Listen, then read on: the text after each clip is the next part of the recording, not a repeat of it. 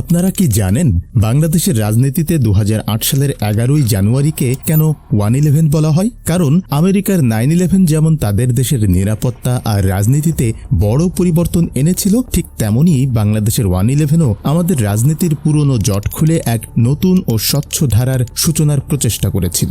2006 সালে বিএনপি ক্ষমতা ছাড়ার পর 2007 সালের 11ই জানুয়ারি দায়িত্ব নেয় নতুন এক তত্ত্বাবধায়ক সরকার। সাধারণ মানুষের জানমাল রক্ষা ও পুরো দেশের সুশাসন নিশ্চিত করতে পুলিশকে সরিয়ে দায়িত্ব দেয়া হয় সেনাবাহিনীকে। সে সময় -2 ফর্মুলার যে গুঞ্জন ছিল তার মূল লক্ষ্য ছিল আওয়ামী লীগ ও বিএনপিকে রাজনীতির মাঠ থেকে মুছে ফেলা, উদ্দেশ্য স্বচ্ছধারার রাজনৈতিক নেতৃত্ব গড়ে তোলা। এরপর 2008 সালের 7ই মার্চ তারেক রহমান গ্রেফতার হয়, 3 সেপ্টেম্বর জামিন, আর ঠিক 8 দিন পর উন্নত চিকিৎসার জন্য পাড়ি জমান লন্ডনে। সেই তত্ত্বাবধায়ক সরকার দীর্ঘ 2 বছর ক্ষমতায় থাকার পর 2008 সালের 29 ডিসেম্বর নির্বাচন আয়োজন করে। সেই নির্বাচনে জয়লাভ করে আওয়ামী লীগ এবং প্রধানমন্ত্রী হিসেবে দায়িত্ব নেন শেখ হাসিনা। তবে গুঞ্জন ওঠে সেই নির্বাচনে করা হয়েছিল ইলেকশন ইঞ্জিনিয়ারিং। 2024-এ ছাত্র জনতার অভ্যুত্থানে পতন ঘটে দীর্ঘ 15 বছরের আওয়ামী লীগ শাসনের। কিন্তু প্রশ্ন হলো, এটি কি শুধুই স্বতঃস্ফূর্ত বিপ্লব, নাকি আগে থেকে সাজানো কোনো